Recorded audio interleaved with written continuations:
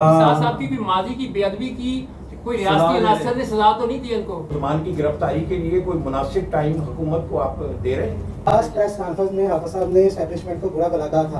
आप कह रहे हैं उनके साथ बैठ के मुज़ाकरात करें, तो किस तरह के मुज़ाकरात होंगे? लेकिन क्या हम जो बाइडेन से जाके मुलाकात करेंगे? नहीं, हाफिज साहब तो कह रहे हैं 1000 बार लानत भेजी। नहीं, आप ये बताएं कि आपका ताल्लुक भी मेरे को सलाफी से ही है?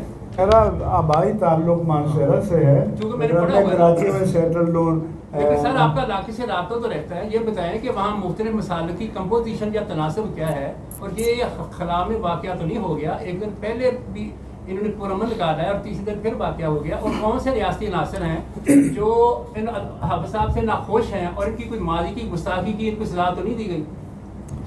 आपके सवाल का जवाब दे। मेरी एक जिम्मेदार अथॉरिटी से बात हो रही थी। मैंने कहा कि मैंने अहले तशय्युअ के दोस्तों से पूछा कि आपका तनासब क्या? उन्होंने कहा 40%। मैंने अहले दूसरों से पूछा, उन्होंने कहा 40%।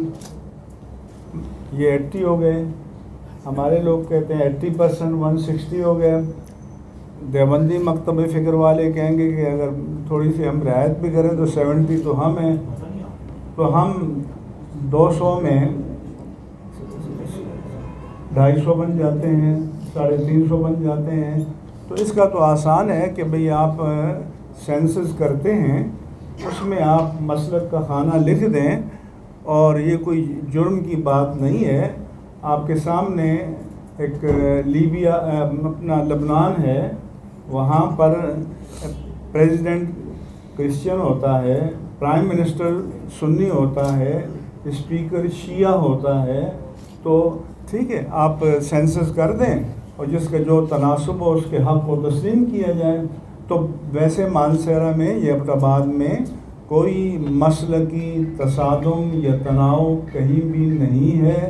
और ये भी आपको पता है कि अल्लाह के प्यारे हबीब से मोहब्बत करने वाले पाकिस्तान के करिया करिया में, गोशे गोशे में, कोने कोने में हर जगह मौजूद हैं, और सबसे ज़्यादा तादाद में मौजूद हैं। सवाल का दूसरा हिस्सा था, शाह साहब की भी माजी की बेअदबी की कोई रियासती अनासर ने सजा तो नहीं दी इनको?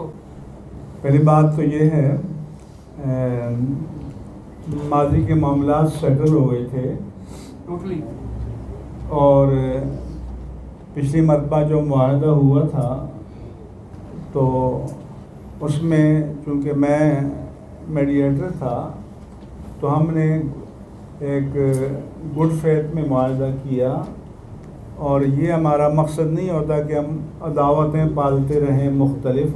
हम तो चाहते हैं कि नफ़रतें हुकूमत और अवाम में भी कम हों और अवाम के तबक़ात में भी कम हों। लेकिन ये जो गलतफहमियाँ, ये ब्यूरोक्रेसी और रियासती इदारों में बाज़ लोग शायद मौजूद हैं कि जो इनका ख़ात्मा नहीं चाहते, क्योंकि सबके फ़ायदे में ये है कि पुरअमन हालात हों, इंतखाबात हों तो पुरअमन हों, हर शहरी को आज़ादाना वोट देने का हक़ दिया जाए और कौम जो फ़ैसला करे उसको तस्लीम किया जाए। आज प्रेस कॉन्फ्रेंस में हाफिज साहब ने एस्टैब्लिशमेंट को बुरा भला कहा था। आप कह रहे हैं उनके साथ बैठ के मुज़ाकरात करें, तो किस तरह के मुज़ाकरात होंगे? ये सवाल तो आपका बहुत अच्छा है, लेकिन क्या हम जो बाइडेन से जाके मुज़ाकरात करेंगे? नहीं, हाफिज साहब तो कह रहे हैं 1000 बार लानत भेजी। नहीं, तो इसलिए हम कहते हैं कि रियासत जो भी है वो ज़िम्मेदार है, वो मसूल है, वो जवाबदेह है।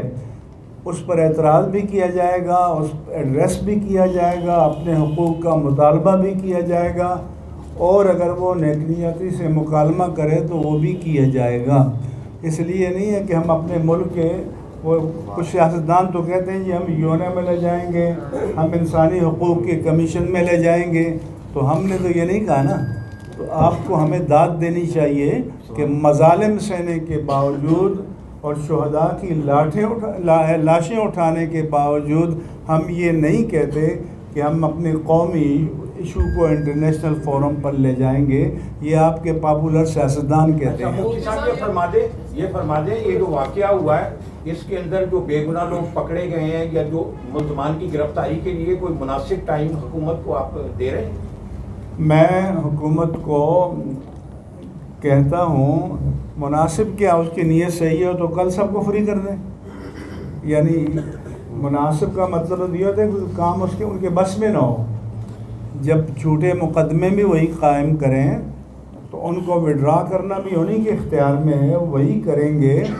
अगर किसी पर चार्ज फ्रेम किया है तो कल तारीख मुकर्रर कर दें और गवर्नमेंट का प्रोसिक्यूटर कह दें हमें एतराज़ नहीं है, तो सब क्लियर हो जाएंगे।